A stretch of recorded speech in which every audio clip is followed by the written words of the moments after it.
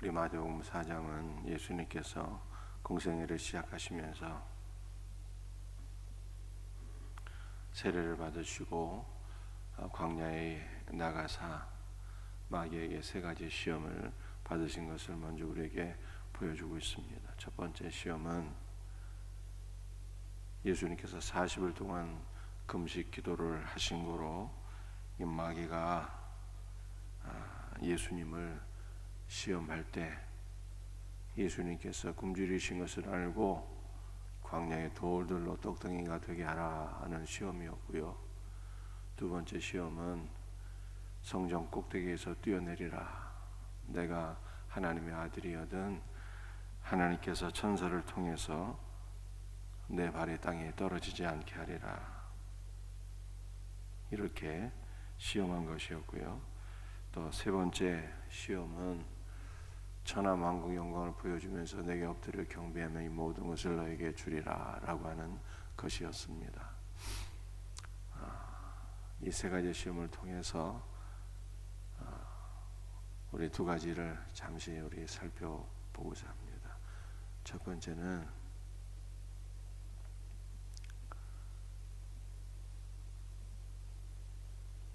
세 가지 시험 가운데 주님께서 첫 번째 시험에서 말씀하신 거죠. 사람이 떡으로만 살 것이 아니요 오직 하나님의 입에서 나오는 말씀으로 살 것이니라. 이렇게 말씀하셨어요. 떡도 있어야 되지만 말씀으로 살아야 된다라고 하셨어요. 왜 그렇게 말씀하셨을까요? 우리가 인간의 육신이 있어서 떡도 먹어야 되겠지만 떡힘, 밥힘으로 해결할 수 있는 것은 극히 제한되어 있다는 거예요. 밥 먹고 사는 육신의 힘으로 해결할 수 있는 것은 극히 제한되어 있다는 뜻입니다. 여러분들 우리의 육신의 힘으로 한번 곰곰이 한번 생각해 보세요.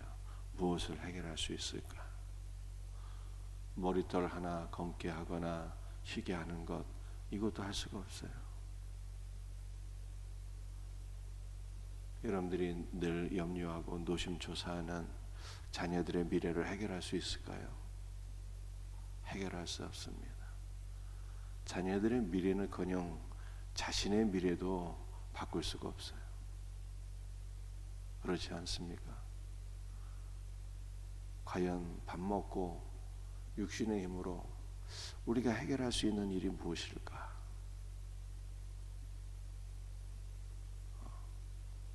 아무것도 없어요. 진실로 아무것도 없습니다. 그렇기 때문에 우리는 밥 먹고 살아야 되겠지만 밥 먹고 육신의 힘으로 해결할 수 있는 일이 없다 라고 하는 것을 깨닫고 겸손히 하나님 앞에 무릎 꿇어야 되는 거죠. 그럼 이제는 우리는 무슨 힘으로 살아야 되는 것입니까? 말씀을 먹고 말씀해 주시는 주님의 은혜로 살아야 되는 것입니다.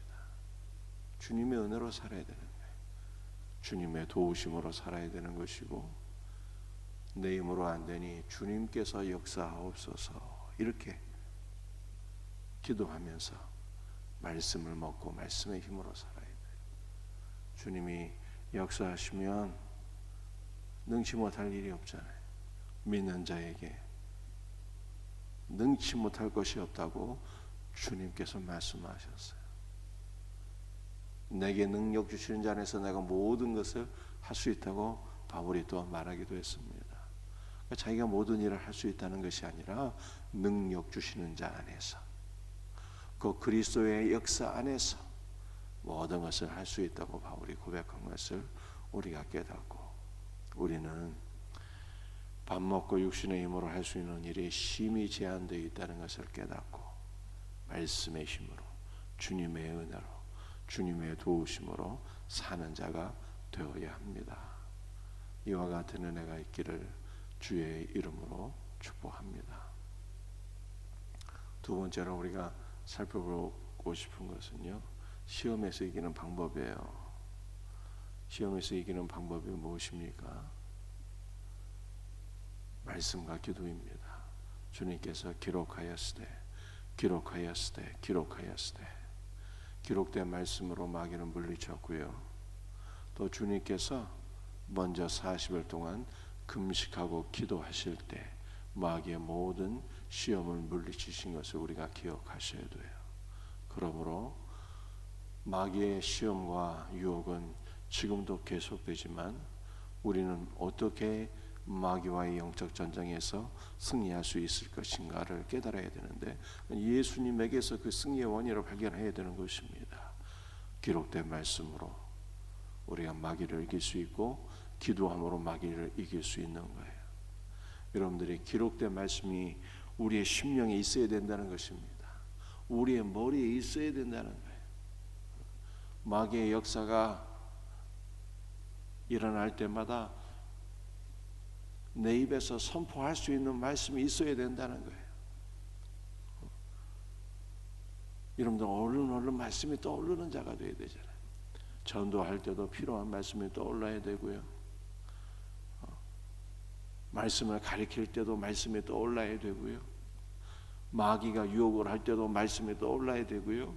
순간순간 말씀이 떠올라야 돼. 기록된 말씀이 우리의 머리에, 우리의 심령에서 딱 말씀이 떠올라야 되는 거예요. 그러려면 어떻게 해야 되겠어요? 부지런히 말씀을 읽어내야죠. 부지런히 말씀을 암송하기도 하고 말씀을 읽기도 하고 부지런히 말씀을 먹어야 되는 거예요. 그리고 기도해야 되는 거예요. 말씀과 기도가 있을 때 영적 전쟁에서 승리합니다. 이와 같은 은혜가 있기를 주 예수의 이름으로 축복합니다.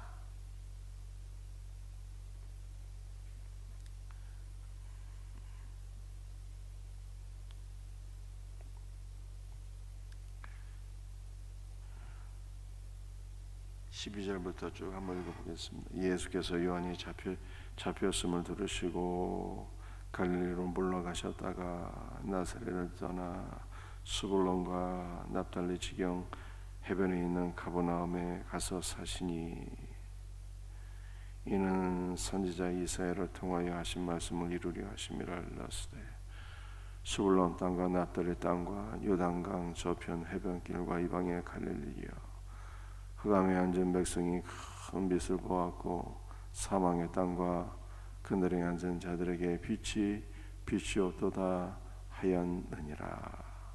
아멘. 여러분들, 예수님께서 요한이 잡히셨다는 소식을 듣고 어디로 가서 사셨다고요? 갈릴리와 나사렛과 스불론과 납달리와 가버나움에 가서 사셨다, 이렇게 말씀하고 있어요. 특별히 가버나움은 예수님께서 공생애를 사실 때 공생의 그 베이스 캠프가 된 지역이에요. 그래서 가버나움을 본동네라고 해요. 본동네라는 것은 예수님의 사역의 베이스 캠프라는 뜻이에요. 본동네에 가서 사셨다. 여러분들, 이 스불론과 납달리는 본래 어떠한 지역입니까? 여러분들, 스불론과 납달리는요, 야곱의 아들들 가운데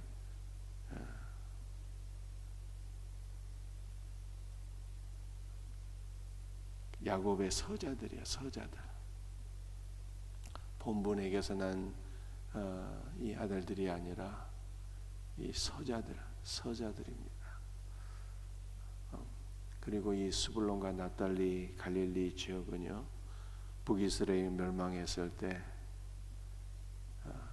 북이스라엘 사람들이 아수르 각지로 끌려가고 이 지역에는요, 이방인들이 또 들어와서 살게 됩니다. 그래서 스불론과 납달리는 이 억압받은 땅을 가리키는 거예요. 억압받은 땅. 여종의 아들들이었고 이민족의 침략을 받아서 멸망한 땅이었고 이민족에 들어와서 사는 땅이었고 억압받은 땅이었어요. 그런데 예수님께서 이들과 함께 사신 거예요. 억눌림을 받았던 서자들에게, 종들에게 빛이 비추어지게 되었고, 이곳에 들어와 살던 많은 이방인들이 생명의 빛 대신 예수 그리스도를 만나게 된 거예요. 그래서 여러분들이 마태복음 4장에도 이방인 선교의 역사가 벌써 나타나게 되는 것입니다. 우리 예수님은 누구를 위해서 이 땅에 오셨는가를 보여주고 있는 거예요. 예수님은 이 땅에 억눌린 자들을 위하여,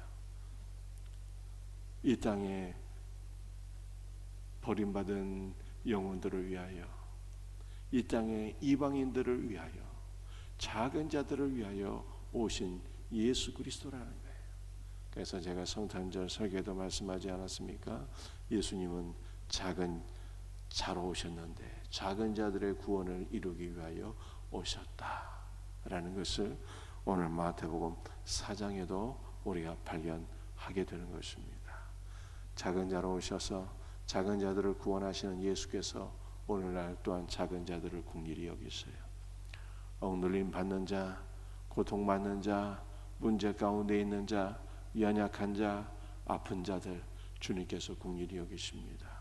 오늘도 오늘 새벽에 우리가 작은 자로 오신, 작은 자들의 구원을 위해서 오신 예수 그리스도를 소망하면서, 주님, 모든 연약한 자들에게 주님께서 생명의 빛을 비추어 주옵소서, 치료의 빛을 비추어 주옵소서, 은혜의 빛을 비추어 주옵소서 기도할 수 있는 새벽이 되길 바랍니다. 주님께서 우리의 기도를 들으시고 모든 연약한 자들을 회복시켜 주시는 복된 역사가 있게 될 것을 믿습니다.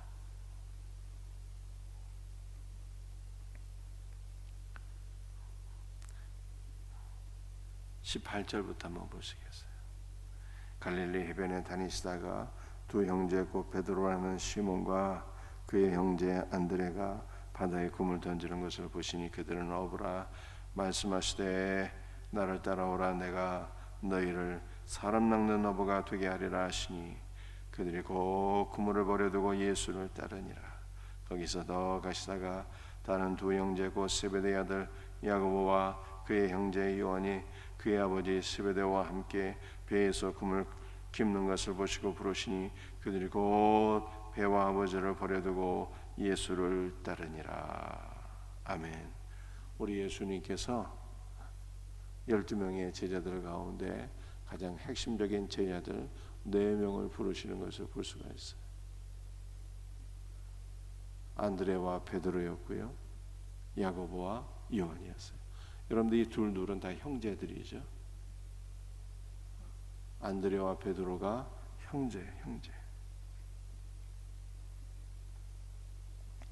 또 야고보와 요한이 형제입니다.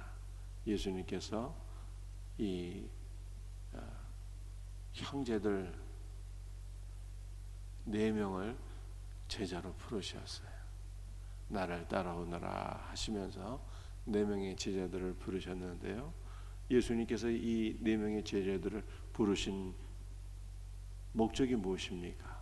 나를 따라오너라, 내가 너로 사람을 낚는 어부가 되게 하리라, 이렇게 말씀하신 거예요. 사람을 낚는 어부는 어떠한 어부입니까? 여러분들 이 4명은 이전에는 예수님 만나기 전에는 갈릴리 바다에서 물고기 잡는 어부였는데요, 이제는 예수님을 만나서 사람을 낚는 어부, 곧 전도자가 되게 하셨다라고 하는 뜻입니다. 여러분들 우리는 어떻게 사람을 낚는 어부, 전도자가 되는 것입니까? 여러분들 전도자가 되려고 사실은 의식적으로 노력할 필요가 없어요. 물론 우리가 노력하며 복음을 증거해야 됩니다. 그러나 우리가 노력하며 또 열정을 품고 복음을 증거해야 되지만 그 전에 있어야 될 일이 있다는 뜻이에요. 그 전에, 전도하기 전에 무엇이 있어야 되는 것입니까? 예수님을 따라가야 돼요. 예수님을 따라가면 전도자는 그냥 자연이 되는 거예요. 예수님을 따라가며 주님의 말씀을 잘 들으면 되는 거예요.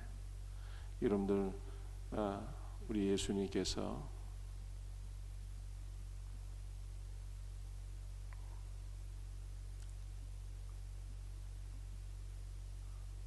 제자들을 부르셨는데 12명의 제자들의 12명의 제자들이요, 그 가운데 수제자가 있잖아요. 수제자가 누구입니까? 베드로예요. 베드로의 이름의 뜻은 반석이라는 뜻이거든요. 반석 같은 믿음의 사람이에요. 근데 그게 원래 이름은 베드로가 아니에요. 원래 이름은 시몬이었어요. 요한의 아들 시몬아, 예수님이 이렇게 부르신다고요. 시몬은 잘 듣다는 뜻이에요. 시몬은 예수님을 만나고 예수님을 따라다니면서 말씀을 잘 들었는데 그가 반석과 같은 믿음의 사람이 되었고 또 사람을 낚는 어부가 된 것입니다. 그래서 우리는 전도자가 되기 전에 먼저 예수님을 만나고 예수님을 잘 따라다니고 예수님과 동행하면서 주님의 말씀을 잘 들으면 되는 거예요.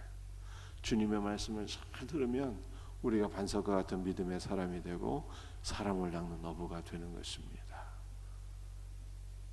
그러므로 내가 어떻게 전도할 수 있을까? 걱정할 필요가 없어요. 주님의 말씀을 경청하시면 돼요. 주님의 말씀이 우리를 전도자로 세워나가세요. 주님의 말씀이 우리 안에 역사하여서 우리를 믿음의 사람으로, 반석과 같은 믿음의 사람으로 세우시고 주님의 말씀이 우리 안에 역사하여서 우리로 하여금 사람을 낚는 어부가 되게 하시는 이 놀라운 은혜와 역사를 경험할 수 있기를 주 예수의 이름으로 축복합니다. 오늘 세 가지 말씀드렸습니다. 밥 먹고 하나님은 제한되어 있다. 말씀의 힘으로 살자. 말씀과 기도로 시험을 이길 수 있다는 것이 첫 번째 메시지였고, 두 번째, 우리 예수님은 작은 자로 오셨는데 작은 자들의 구원, 억눌린 자들, 이방인들의 구원을 위해서 오셨다. 세 번째, 제자들을 부르셨는데 제자들을 부르신 목적은 전도자가 되게 하기 위함이었고, 그러나 우리는 전도자가 되는 것을 걱정할 필요가 없다. 예수님 따르고 주님의 말씀을 잘 들으면 그 말씀이 우리를 믿음의 사람으로 세우고 전도자로 세우신다. 말씀을 듣는 것이 먼저이다 라고 하는 것, 이 세 가지를 꼭 기억할 수 있기를 주의 이름으로 축복합니다. 기도하시겠어요? 주님 감사합니다.